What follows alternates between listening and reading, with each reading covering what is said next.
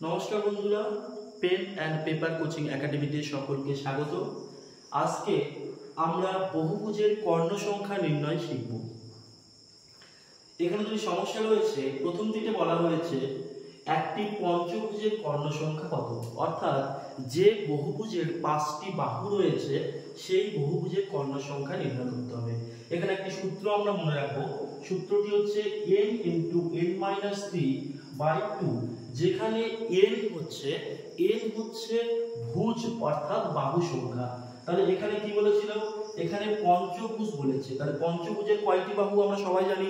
পঞ্চভুজের 5টি বাহু। তাহলে n এর মান কি? n এর মান এখানে 5।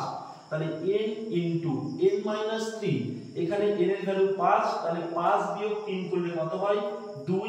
বাই নিচে আছে আমাদের 2। তাহলে 2 এবং 2 কেটে গেলে উত্তর হচ্ছে 5।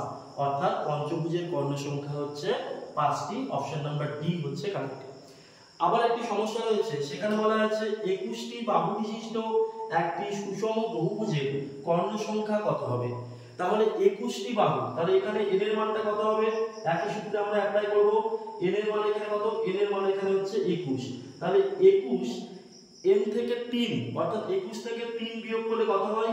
21 থেকে 3 বিয়োগ করলে 18 হয়। নিচে 2 আছে, 2 দিয়ে 18 কে কাটলে 9। তাহলে 21 × 9, 9 কে 9, 9 × 18। তাহলে উত্তর হচ্ছে আমাদের 189টি, মানে অপশন নাম্বার সি হচ্ছে কারেক্ট।